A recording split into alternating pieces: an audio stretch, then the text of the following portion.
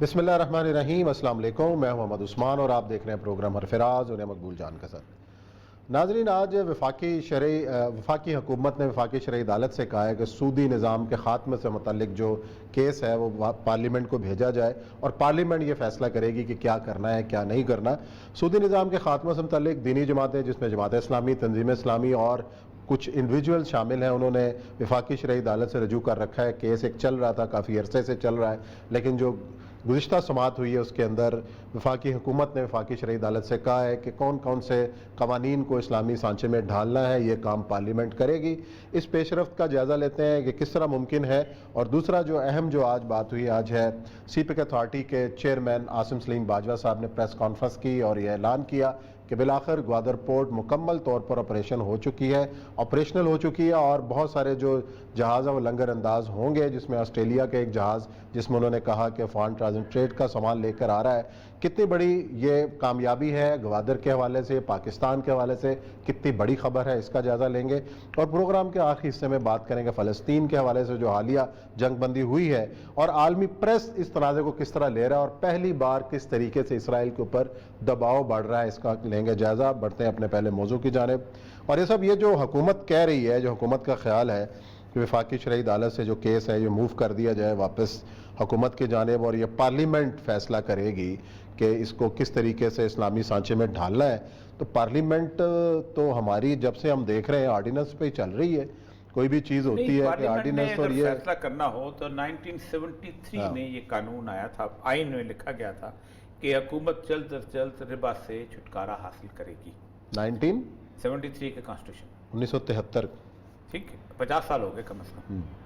ठीक, उस 50 साल के बाद अब तक हुकूमत ने कोई एक लफ्ज़ नहीं उसके बारे में लिखा, ना कोई इक़दाम किया। उसके बाद ज़ियाउल हक का मार्शला लगा और ज़ियाउल हक ने इस्लामी शरीयत, बार बार मुझे ये तारीख दोहरानी पड़ती है क्योंकि लोगों के दिमाग से समझते हैं कि शायद हम लोग जो हैं पागल हैं।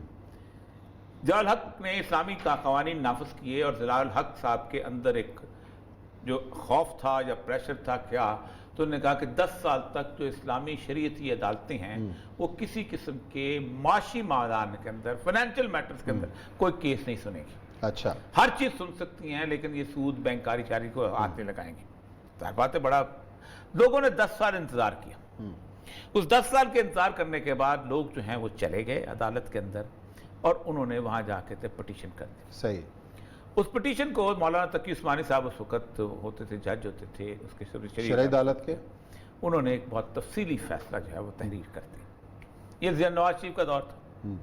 नवाज शरीफ साहब ने फौरन कि कहीं हम मसला ना बन जाए, फौरन उसके खिलाफ शरीयत कोर्ट में अपील कर दी और शरीयत कोर्ट में वो बेनज़ीर के ज़माने में भी और नवाज शरीफ के ज़माने में भी पेशियाँ होती रहीं। फिर उसके बाद हुआ ये कि मुशर्रफ आ गया और इस दौरान एक वक्फा 2-2.5 महीने का मिला जिसमें इन जजों ने मिल के दिसंबर 1999 में ये फैसला सुना दिया। वो क्या फैसला था? सूद हराम है, बैंकिंग सूद हराम है और 2001 के जून तक मोहलत दी कि आप फौरी तौर पर इस्लामिक बैंकिंग सिस्टम जो है वापस कर दो और स्टेट बैंक को उसकी जिम्मेदारी लगा दें। उसके बाद जाहिर बात है एकदम तसल्ली मच गई, तो UBL से एक दरख्वास्त करवाई मुशर्रफ ने और उसके ऊपर एक रिव्यू पिटिशन की। लेकिन इस दौरान किया ये, मैं लंबी कहानी नहीं बयान करना चाहता, कि इन्होंने वो सारे के सारे जजों को ख़त्म करके एक से मुनीर शेख रह गए और उनसे रिव्यू करवाया और रिव्यू में होना चाहिए था कि खुद फैसला लिखते। इन्होंने वापस केस जो है उसको भेज दिया वफाकी शरई अदालत को। और ये 2002 से अब तक आज कितने साल हो गए? कम से कम 10 साल 12 साल नहीं 19 साल से फलाकी शाख। अच्छा, कल इन्होंने एक आर्गूमेंट किया है और आर्गूमेंट ये देते हैं जो लोग कैसर इमाम साहब मौजूद हमसे पूछते हैं कि जनाब बड़ी बैंकिंग इस्लामिक चल पड़ी है, लोगों ने ये कर लिया है, दुनिया पूरी में जो 2008 का क्राइसिस आया था सब ने कहा जी इस्लामिक बैंकिंग बड़ी चीज़ और तुम क्या कर रहे हो।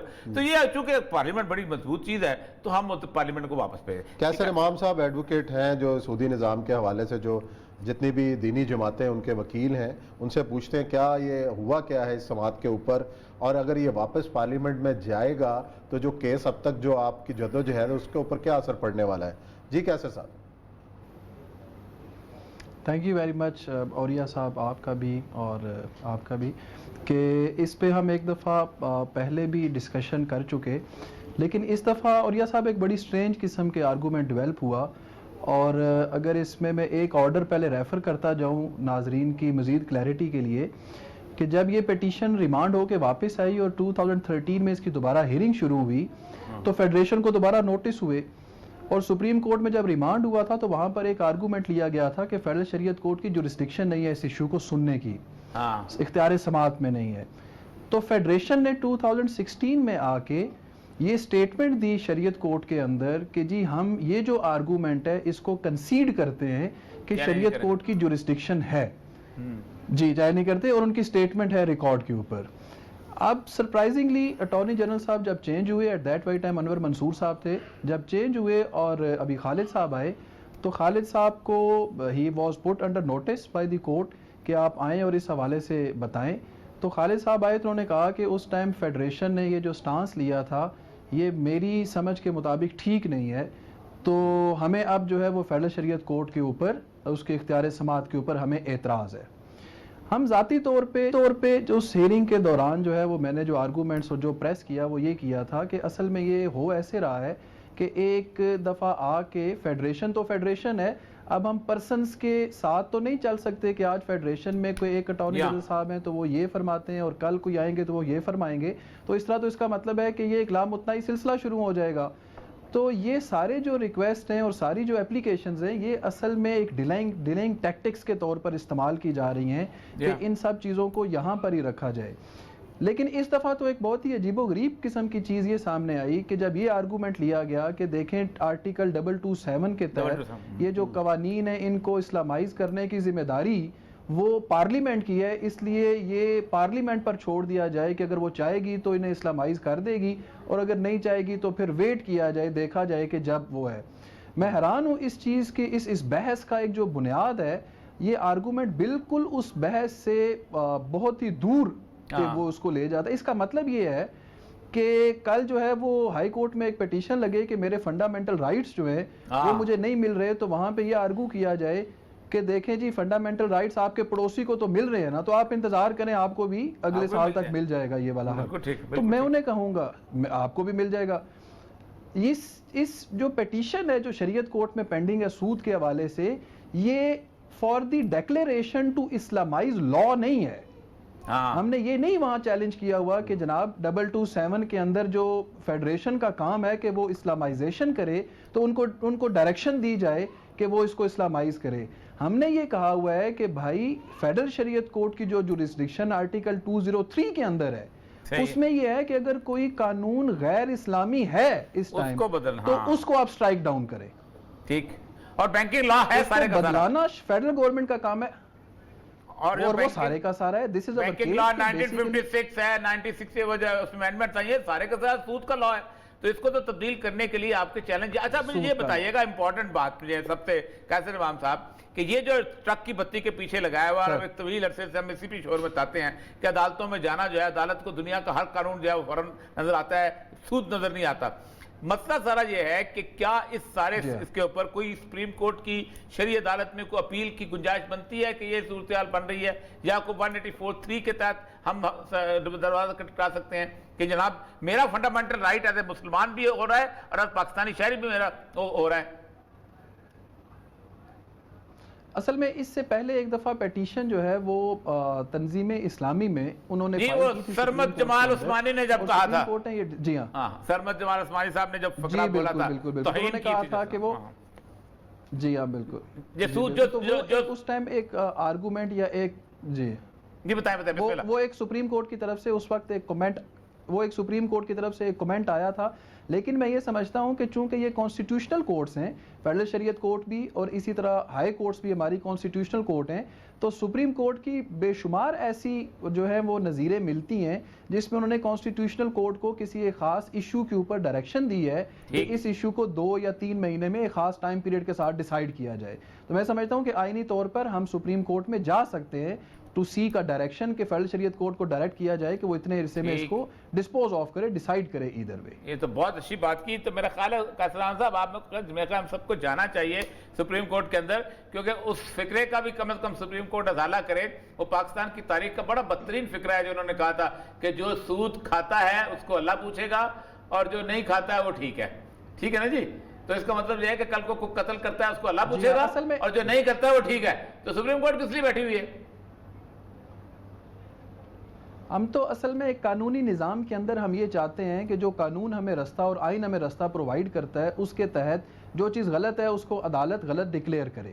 ٹھیک ہے. اور اس میں جو ہے وہ ہمارا یہ رائٹ ہے کہ ہم آنریبل سپریم کورٹ کے پاس جائیں یہ ریکویسٹ لے کے کہ دیکھیے ہو سکتا ہے کہ ہم جو سمجھ رہے ہیں وہ غلط ہو، لیکن عدالت اس کے اوپر فیصلہ تو کرے کہ وہ ہمیں کہے جی کہ آپ غلط کہہ رہے ہیں یا دوسروں کو کہے کہ وہ غلط کریں. 19-20 سال سے ایک ایسا ٹیکنیکل ایشو، اور یہ صاحب کئی دفعہ ایسا ہوتا ہے کہ جب میں اپنے کلائنٹس کے ساتھ ڈسکس کرتا ہوں تو وہ ان ایموشنز کے اندر وہ مجھے کہتے ہیں کہ کیسر صاحب دیکھیے یہ اللہ اور رسول کے ساتھ جنگ جو ہے یہ مسلسل جاری ہے. تو آپ دیکھیں کتنا ایک ٹچی قسم کا سینٹیمنٹ اس کیس کے ساتھ اٹیچ ہے، اور میرا یہ خیال ہے کہ اس کو سیریس لینا چاہیے اور جس طرح بھی ہے اس کو ڈیسائیڈ کرنا چاہیے ایدر وے. اور جب دیکھ رہے ہیں پوری قوم پہ وبال ہے نا اس چیز کا. یا تو آپ نے دعویٰ نہ کیا ہوتا کہ آپ کا نظام جو ہے اسلامی ہے، یا تو آپ نے یہ نہ کہا ہوتا کہ آئین کے اندر جو چیز بھی ہے اسلام کے اصولوں کے خلاف ہے. اب اللہ نے نہ تو زنا کے خلاف جنگ کا اعلان کیا ہے، نہ چوری کے خلاف جنگ کا اعلان کیا ہے، نہ غیبت کے خلاف جنگ کا اعلان کیا ہے. اللہ نے سود کے خلاف جنگ کا اعلان کیا ہے، اور جنگ بھی ایسی حرب کہتے ہیں وہ جنگ جو تلواروں کے ساتھ ہوتی ہے، اسلحہ لے کے نکلتی ہے. ایک طرف اللہ اس کا رسول اسلحہ بردار آپ کے سامنے کھڑے ہیں اور آپ کہتے ہیں کہ نہیں اس کو یوں کر دو، اس کو یوں کر دو، اس کو یوں کر دو. تو میرا خیال ہے کہ آپ ذرا سے اس پلیٹ فارم پہ بتائیں، ہم بھی بات کریں گے. یہ جو تمام دینی جماعتیں بلکہ تمام سیاسی جماعتیں، آئین جو ہے وہ دینی جماعتوں کا نہیں ہے، آئین تو پیپلز پارٹی کا بھی ہے، آئین تو پی ٹی آئی کا بھی ہے، آئین تو نون لیگ کا بھی ہے، اور آئین کے اسلامی دفعات بھی سب کی ہیں. ان ساروں کو مل کے سپریم کورٹ میں جانا چاہیے. یہ فرض دینی جماعتوں کا ہی کیوں ہے؟ ان سب کا فرض ہونا چاہیے. ہر مسلمان کا آئین ہے، ہر مسلمان کا آئین ہے. اور وہاں پر کھڑے ہو کے اٹارنی جنرل جا کے کہہ دیتا ہے کہ جب اسمبلی میں دیں، اسمبلی میں آپ نے اور بہت کون سے چند چڑھائے ہوئے ہیں، کچھ ایک اور چند یہ چڑھا لیں گے آپ. جی ایسا ہی ہے، جب ہماری یہاں پہ مباحثہ ہوتا ہے تو ہم اس میں یہ بات رکھتے ہیں کہ دیکھیں ہم یہ نہیں سیکھ کر رہے کہ کوئی چیز جو ہے وہ نئی اٹھا کے آئین میں ڈالی جائے. ہم تو یہ کہتے ہیں کہ جو آئین میں لکھا ہوا ہے اس کو امپلیمنٹ کر دیا جائے. وہ بذریعہ عدالت ہے، ہم آئین کی امپلیمنٹیشن سیکھ کر رہے ہیں ایک بڑے ہی سیولائز طریقے سے تھرو کورٹس. تو اگر ہم وہ غلط کہہ رہے ہیں تو عدالتیں جو ہیں وہ ان کو ہمیں غلط ڈیسائیڈ کر دیں کہ یہ آپ کا جو موقف ہے یہ غلط ہے، لیکن اس کے اوپر کوئی فیصلہ آنا چاہیے. یہ جو ایک عجیب قسم کی ڈیلیئنگ ایک میکنزم چل رہا ہے. اچھا کیسر امام صاحب آج پڑھ رہا تھا آرگومنٹ جو سلمان اکرم راجہ صاحب کے جو اٹارنی جنرل آفس کے ساتھ اس کے آئے ہیں. آپ دیکھیں وہ کہہ رہے ہیں کہ جی یہ اپرچونٹی اویلیبل ہے بینکنگ کی لوگوں کی، ٹھیک ہے. تو اس کا مطلب یہ ہے کہ آپ کے پاس ایک جو بھی ہم مان لیتے ہیں وہ اسلامک بینکنگ، آپ ایک اس آرڈر سے کہتے کیوں نہیں کہ کل سے جو ہے وہ دوسرا بینکنگ بند ہوگی؟ یعنی آپ دو دکانیں ہیں، ایک پہ خنزیر کا گوشت مل رہا ہے، ایک پہ بکری کا گوشت مل رہا ہے. آپ کہہ رہے ہیں جو خنزیر کھانا چاہتے ہیں خنزیر کھا لے، جو بکری کھانا چاہتے ہیں کھا دے. آپ ایک آرڈر کرو کہ آل بینکنگ شوڈ بی اسلامک. اگرچہ کہ اس پہ میرا اختلاف ہے، وہ ہو سکتا ہے صحیح نہ ہو، لیکن کسی نہ کسی حد تک تو آپ آؤ. اس پہ بھی نہیں مانتے. یہ بالکل ایگزیکٹلی جو آپ نے مثال دیا یہ بالکل ایگزیکٹلی ایسی ہی ہے، اور میں یہی مثال آپ کے سامنے کوٹ کرتا، آپ نے جو ہے وہ اس کو کوٹ کر دیا کہ اصل میں جب قانون کے اندر ایک جھگڑا پیدا ہوتا ہے تو وہ کسی چیز کے ریٹ یا اویلیبلٹی کے اوپر نہیں پیدا ہوتا، وہ انیبلنگ پروویژن کے اوپر پیدا ہوتا ہے. صحیح بات ہے کہ ایک سود کی انیبلنگ پروویژن ہمارے لیگل سسٹم میں نہیں ہونی چاہیے. انیبلنگ پروویژن کا مطلب یہ ہے کہ آپ 0% پہ رکھیں یا 50% پہ رکھیں، وہ انٹرسٹ اور یوزری کے کانسیپٹ میں ہم یہ کہتے ہیں کہ ہمارا آئین یہ کہتا ہے کہ اس میں انٹرسٹ سود نہیں ہونا چاہیے، ربا نہیں ہونا چاہیے. تو کوئی انیبلنگ پروویژن موجود ہی نہیں ہونی چاہیے. کجا یہ کہ ہم کہیں کہ یہ سارے نظام ہیں اور آپ ان کے ساتھ چلتے رہیں. بالکل، بہت بہت شکریہ جی قاسم صاحب. بہت زبردست. صاحب حیرت ہوتی ہے اس بات پہ کہ آج 1900 جو ہے 2021 آ گیا، 2001 سے یہ پینڈنگ ہے، 20 سال پورا. آخری دفعہ جب سب لوگوں کا اجلاس ہوا تھا سب لوگوں نے فیصلہ کیا تھا، میں بھی تھا اس کے اندر، کہ اب جائیں وہاں پر. تو میں نے کہا تھا کہ آپ ٹرک کی پتی کے پیچھے لگو.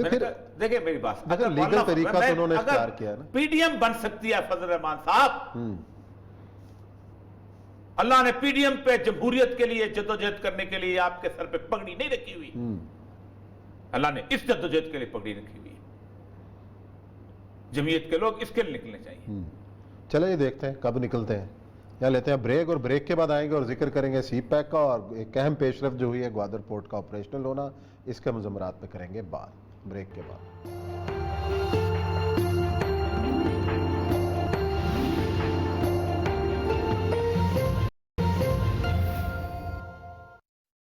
تین سال سے جو پورٹ انفراسٹرکچر کا کام ہو رہا تھا اس کے اندر تقریباً $300 ملین اسپینڈ کیا ہے چائنا پورٹ ہولڈنگ نے, اور پورٹ کا کام کمپلیٹ کر دیا اور اس کو آپریشنل کر دیا. کل ایک 8,000 کیوبک فیٹ کا ایک بڑا LPG کا ایک کنٹینر, ایک ویسل آ رہا ہے, اور پرسوں ہم کوئی 24,000 میٹرک ٹن کا ایک بڑا شپ آسٹریلیا سے ریسیو کر رہے ہیں, جس میں اگین افغان ٹرانزٹ ٹریڈ کا کارگو ہوگا. جی, اور یہ سب کتنی بڑی کامیابی ہے کہ بالآخر وہ جو خواب تھا شرمندہ تعبیر ہوا اور جہاز لنگر انداز ہونا شروع ہو گئے گوادر پورٹ کے اوپر. اور یہی گوادر پورٹ جو ہے وہ دشمن کی آنکھ میں کس طرح کھٹکتی ہے, اور یہی سی پیک اور خاص طور پہ یہ جو ڈیپ جو سی جو پورٹ ہے کتنی امپورٹنٹ ہے پاکستان کے لیے, اور کتنی بڑی کامیابی ہے. دیکھیں, پاکستان کے جو فیڈرل گورنمنٹ کے ادارے ہیں ان میں ایک ادارہ واحد ہے جس کا ہیڈ کوارٹر جو ہے وہ کوئٹہ میں ہے, یعنی باقی سب کے اسلام آباد میں ہے, اور اس کا نام ہے جیولوجیکل سروے آف پاکستان. اور یہ ادارہ جو ہے یہ انگریز کے زمانے سے اس کا ہیڈ کوارٹر وہیں تھا. اسی تو کچھ نہیں کیتا نا, انہوں نے کیتا. سن تو اچھا, 1944 میں ایک American team geological survey of Pakistan آتی ہے, کیونکہ اس کا جو یونیورسٹی ہے نا وہ ایک کالج آف مڈل ٹیکنالوجی بنائی تھی گئی تھی, تو وہ پھر لوگ کو پڑھانے جاتے نہیں تھے, تو وہ یونیورسٹی بن گئی تو وہاں میں پڑھاتا رہا, اس لیے میں بہت قریب سے پورے سسٹم. 54 میں ایک ٹیم آئی اور انہوں نے سروے کیا, کیونکہ ساری معدنیات ہماری جو ہے بلوچستان میں صحیح. سروے کیا تو انہوں نے کہا کہ گوادر جو ہے it is an ideal place for a deep sea port. 54 تو یہ گوادر وہ علاقہ ہے جو خان آف کلات نے مسقط کے امیر کو تحفے میں دے دیا ہوا تھا. اچھا, اور مسقط کا امیر جو ہے وہ ہوا تھا مکران کے امیر پر گپ شپ لگانے کے لیے. تو نیگوسیشن شروع کی امریکہ کہنے کے اوپر کہ آپ واپس لو, اور 4 سال یہ نیگوسیشن چلتی رہی, اور 8 دسمبر 1958 کو گوادر واپس جو ہے وہ پاکستان کا حصہ بنا دیا گیا یا بن گیا. اس کے بعد سے لے کے یہ گوادر جو ہے, اگر آپ کبھی جائیں, میں پہلی دفعہ گوادر گیا تھا جب میں UNFTAC fund for drug use control میں تھا, اور ہیروئن کی ٹریفکنگ دیکھ رہا تھا, تو وہاں بھی تھوڑی سی ہیروئن آئی ہوئی تھی, تو وہ وہاں گیا تھا, اور وہاں ایک چھوٹا سا جنریٹر ہوتا تھا, اس جنریٹر کی آواز پورے شہر میں گھومتی تھی, رات کو نیند نہیں آتی تھی, اور 3 کنویں تھے, ان میں سے پانی جو ہے وہ بارش کا رس رس کے کلیئر ہو کے آتا تھا, اور پورا گہرا سمندر تھا ہرے رنگ کا, اور خوبصورت جگہ تھی. اور گوادر شہر کے اندر چھتا ہوا ٹاٹ لگے ہوئے اس کا بازار ہوتا تھا, اور بھون کے تندور میں مچھلی کھاتے تھے, سواد آتا. یہ پاکستانی قوم نے تو گوادر دیکھا نا, وہ جو عابد علی کے ڈرامے سے, ہاں وہ دشت سے, جی جی دشت میں دیکھا, دشت کتنا زبردست پانی کا وہ تو کیونکہ میرا گھر بات پلے چل رہا تھا 92 کے بعد. اچھا, 92 میں وہ اکٹھے یہ مان اجاز جو ہمارے ہیں نا, یہ جو کام کاج کا, یہ بیک وقت کام کرتا تھا. میرا ڈرامے گھر بات میں کام کرتا تھا, وہاں دشت میں کام کرتا تھا, جہاں کوئٹہ اور گوادر. اچھا, اب اس جگہ سے انہوں نے پہلی دفعہ 1992 تک صحیح جب یہ بنا ہے تو ایک جیٹی بنی تھی, فش جیٹی, واف اس کو کہتے ہیں, اور وہ ناروے نے بنائی تھی. اچھا, اور وہ مجھے یاد ہے اچھی طرح کہ جب 2004 کے بعد سے چائنیز نے آنا شروع کیا ہے, تو کام شروع کیا ہے, تو چائنیز جو تھے وہ اس کو ایکسٹینڈ کر رہے تھے اس کو پورٹ کو, تو دکھایا کرتے تھے کتنی فضول بنائی ہوئی یوروپین نے, میری چیز دیکھنا کا. ہم چائنیز کو مذاق اڑاتے ہیں, وہ ان کا مذاق اڑاتے تھے, اور واقعی انہوں نے بڑی محنت سے 92 میں فیمس سنگھار سکیم جو ہے جس کے اندر پلاٹ ہیں وہ بنی تھی, اور اس میں ہمارے دوست ہوتے جان محمد دشتی صاحب, انہوں نے مجھے کہا ڈی سی مصدوم کہ تم 10,000 روپے بھیجو, میں تمہیں پلاٹ دیتا ہوں. میں نے کہا میں نے نہیں لینا, مجھے کیا ضرورت ہے, بلکہ ہمارا دوست کہہ رہا تھا چاند پہلے آباد ہو جائے گا, یہ بعد میں ہوگا. اس میں بے نظیر کے 18 پلاٹ تھے, نواز شریف کے 15-20 پلاٹ تھے, اشوانی کا پتہ نہیں کتنے ایکڑ کا پلاٹ تھا, بڑے بڑے لوگوں نے, ہر بندے نے وہاں پلاٹ لیا تھا. تو اس سے اندازہ ہو گیا تھا کہ گوادر میں کچھ ہونے والا ہے. یہ میں 92 کی بات کر رہا ہوں کہ جس وقت ابھی یہ کچھ بھی نہیں تھا, بے آب و گیا علاقہ, کوئی بڑا آدمی نہیں تھا سیٹھ داؤد سے لے کے جس نے گوادر کے سنگھار سکیم میں پلاٹ لیا. پھر آہستہ آہستہ آہستہ نظروں سے آتا آتا اب سی پیک جو ہے آج آپ نے کمپلیٹ کیا. اب اس کی صورتحال یہ ہے کہ اس وقت تک یہ جو ہیں یہ تقریباً کوئی 13-14 شپس کو لینے کی اس میں ہے، لیکن 2029 میں یہ 75 برتھیں یہاں پر ہو جائیں گی اور 2045 میں 140-50 برتھیں ہو جائیں گی، جو کہ اس وقت دنیا کی سب سے مطلب اگلا دور گوادر کا گوادر کا 11 ملین ٹن کا کارگو اس وقت لے جا سکتا ہے، 200 ملین کا لے کے جائے گا، 400 ملین کا اس کے بعد تھرڈ فیز میں لے کے چلے جائے گا. لیکن 2-3 بڑے کمال کی چیزیں اگر ہم وہ کر گئے تب یہ سکسیسفل ہے. جس طرح کہ گوادر ہو رہا تھا تو اس زمانے میں میں وہیں پر تھا تو ہماری یہی بحثیں ہوتی تھیں. احمد کھلاڑی صاحب ہمارے دوست تھے، انہوں نے وہاں لگایا ہوا تھا، تو بحث یہ ہوتی تھی کہ ہر پورٹ کے ساتھ ایک ہنٹر لینڈ ہوتا ہے. ہمارے جو اسلام آباد میں لوگ بیٹھے ہوئے ہیں نا ان کو بالکل نہیں پتہ ہوتا ہے بہت ساری چیزوں کا. بلوچستان کے بارے میں نا بقال کرتے کہ لمبی سی ہوکر رکھی ہوئی تھی انہوں نے، فائل یوں یوں یوں یوں یوں گھماتے رہتے. تو اس میں فائنل آرگومنٹ کرتے ہوئے انہوں نے کہا کہ یہ تو ہنٹر لینڈ کا مطلب یہ ہے کہ کوئی انڈسٹری ہوگی، کوئی اور چیز ہوگی تو بیچیں. میں نے کہا ایسا نہیں ہے، یہ پورٹ بیسیکلی 2 چیزوں کے لیے بنی ہے. ایک تو چائنا کی اپنی جو آبادی ہے وہ 94% جو ہے وہ بیجنگ میں ہے، شنگھائی میں ہے، باقی جگہ پہ ایسٹ ورلڈ ہے، کیونکہ اس کا سارا مال وہیں سے گزر کے بلاکا کتنے نہیں. یہ جو علاقہ ہمارے ساتھ لگتا ہے یہ ایسے جیسے بلوچستان کا خالی علاقہ، کہ آپ سنکیانگ چلے جائیں، آپ اس میں جو کیا نام ہے شنگھائی چلے جائیں، ایسا یہ جو ہے ہرمچی چلے جائیں، آپ کاشگر چلے جائیں، آپ کو ایسے میدان خالی ملیں گے کچھ. ایک تو ان کی جو علاقہ ہے ٹورڈز ویسٹ جو ہے یہ آباد ہونا شروع ہو جائے گا، یہاں انڈسٹری بلٹ ہوگی، آبادی شفٹ ہوگی. شنگھائی جی اتنی بڑی بھی عمارتوں میں لوگ رہنے کے بجائے کھلا رہنا شروع ہو جائیں گے. اور دوسرا ان کا مال پہ، ایک تو وہ ان کا ہے. اس کے لیے انہوں نے 2 پروجیکٹ رکھے ہوئے ہیں. سب سے امپورٹنٹ پروجیکٹ ہے وہ ریل والا. اشفاق خٹک صاحب ہوتے تھے، ان کو لگایا تھا، پتہ نہیں شیخ رشید نے ان کو نکالا تھا، کچھ جھگڑے وگڑے ہوئے تھے، آپس میں جھگڑا ہو گیا تھا. اب پتہ نہیں کون آئے گا. He was a wonderful person. لیکن شیخ صاحب ہے نا، شیخ صاحب سے کون لڑ سکتا. ٹھیک، تو وہ انہوں نے وہ اشفاق خٹک صاحب ریلوے کے بہت کمال افسر تھے، وہ انہوں نے اس کو وہ ایک تو امپورٹنٹ تھے، کیونکہ جو ٹرین لے جا سکتی ہے نا وہ بسوں کی اور ٹرکوں سے نہیں جا سکتا کسی طرح. تو ایک وہ ٹنل والی ٹرین بننی ہے، دوسرا یہ بننا ہے کھجراب سے. یہ دوسری چیز یہ ہے کہ دس شپ پلیس یہ ایک ٹرانزٹ پلیس ہے. یہاں پر بڑا آ کے جہاز لگے گا، جو جہاز شاہبار میں نہیں لگ سکتا، بندر عباس میں نہیں لگ سکتا، جبل علی میں نہیں لگ سکتا، دبئی میں نہیں لگ سکتا. سی پورٹ ہے نا، سیدھا آ کے نیچرل ڈی سی پورٹ ہے. پھر اس کے بعد ہوگا یہ کہ یہ 2 دن کا کروز بچائے گا. یہ بالکل ایسے ہی ہے کہ آپ کا ٹرک آ کے لگا بادامی باغ میں، وہاں سے مال نکلا اور چھوٹی چھوٹی سزوکیوں میں ہم نے بھرتی کر کے خرچہ بچ گیا، وہ ہم نے بھیج دیا کہاں، امن آباد فلاں جگہ، یہ وہ گجرانوالہ تک چلا گیا، ادھر چلا گیا، سارا کچھ مال، اور وہ منٹ میں ٹرک پہ واپس چلا گیا. وہ ایک تو 2 دن کا کروز بچے گا. دوسرا یہ واحد جگہ ہے کہ جو اسٹیٹ آف ہرمز ایک جگہ ہے کہ جہاں ایران اور دبئی کی نوک یوں کر کے ملتی ہے. آپ نے دیکھا ہوگا یوں کر کے جہاز، یہاں پر اگر ایک جہاز کھڑا ہو جائے بلاک ہو گیا تو پورا علاقہ بلاک ہو جاتا ہے. تو اس کا مطلب یہ ہے کہ آپ کی آمد رفت ختم ہو جائے. یہاں اگر جہاز آپ کا لگے گا تو آپ بائی روڈ نکلتے نکلتے آپ ایران کے راستے پورے علاقوں کو سپلائی کر دیں گے، افغانستان کے راستے سپلائی کر دیں گے، اور کوئی راستہ بھی استعمال کر لیں گے، تب بھی آپ سپلائی کرتے ہیں، کہیں بھی چلے جائیں گے. تو یہ ایک تو اس میں سیف تھا. تو انہوں نے کہا جی یہ تو آپ کو پتہ ہے گوادر پورٹ اتھارٹی جی اسلام آباد میں تھی. ہم نے شدید آرگومنٹ کیا، آپ کو پتہ نہیں ٹیکنیکل. میں کہا میری بات سنو، پورے پاکستان میں گڈز فارورڈنگ کا کام کون کرتا ہے؟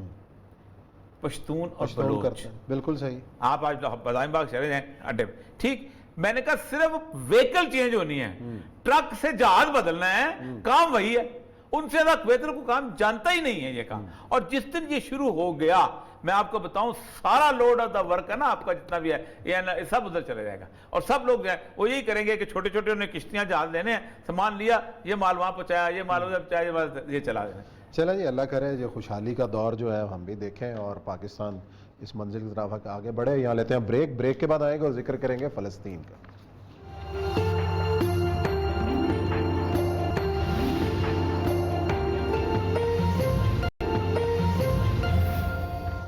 جی ناظرین، بریک کے بعد آپ کو خوش آمدید کہتے ہیں. ہم ذکر کر رہے ہیں فلسطین کا کہ حالیہ غزہ جنگ کے حوالے سے جو سیز فائر ہوا اس کے بعد پہلی بار عالمی میڈیا نے آڑے ہاتھوں لیا اسرائیل کو، اور نیو یارک ٹائم کے آج کی جو خبر ہے اور جو فرنٹ پیج کے اوپر جو تصویر شائع کی ہے ان معصوم شہداء کی ہے، ان بچوں کی ہے جن کے بارے میں اخبار سوال اٹھا رہا ہے کہ ان لوگوں کا کیا قصور تھا۔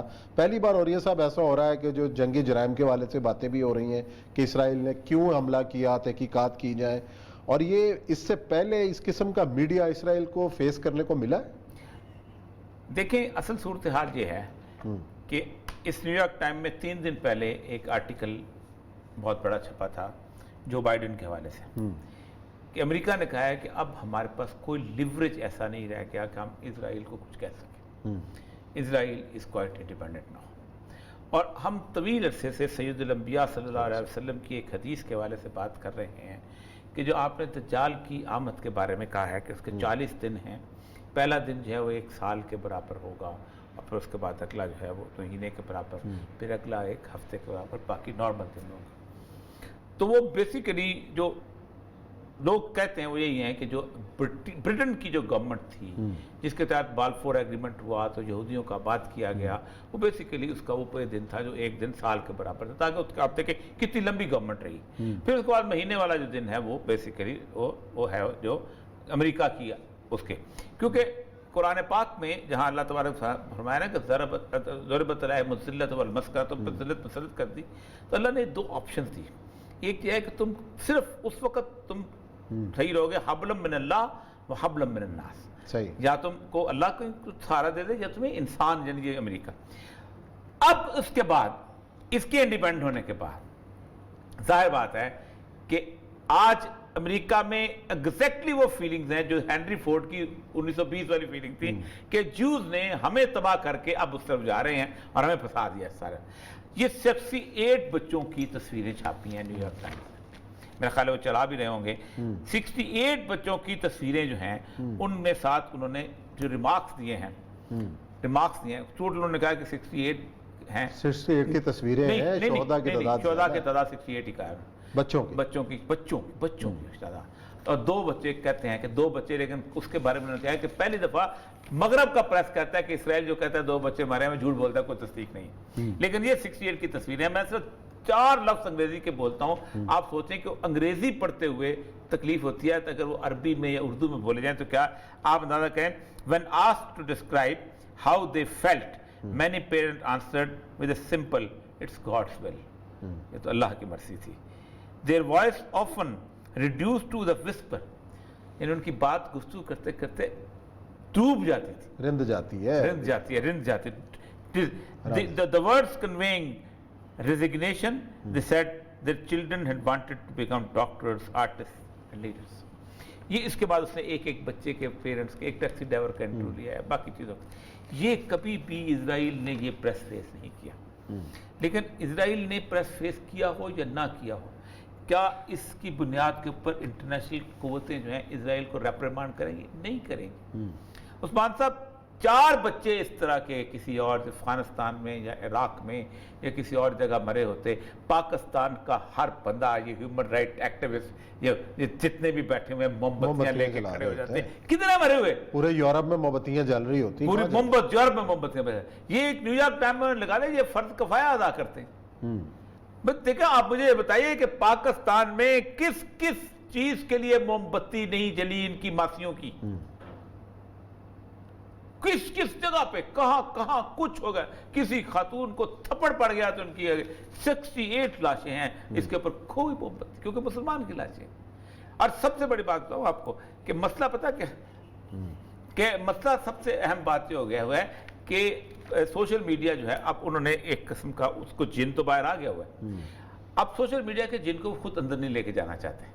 اس کی ایک وجہ ہے، اس کی وجہ یہ ہے کہ دا اسٹیٹ آف کنفیوژن جتنی بھی دنیا کے اندر کریٹ ہوگی، اس اسٹیٹ آف کنفیوژن کے اندر اسرائیل سمجھتا ہے کہ ہمارا راستہ نکلے گا، کیونکہ سارے کا سارا پلان جو ہے یہ انہی کا ہے۔ آپ خود دیکھیں نا کہ آج یہ جو ایگریمنٹ ابھی نہیں ہوا تھا بالفور ایگریمنٹ، تو 11 اپریل 1909 میں یہ 66 لوگ پہنچے ہیں جیوز وہاں، ریت کے ایک ٹیلے کے اوپر انہوں نے بیٹھ کے وہ سیپیوں سے انہوں نے پلاٹ لاٹ کیے ہیں اور 1 سال کے اندر تل ابیب کا شہر آباد کر لیا تھا۔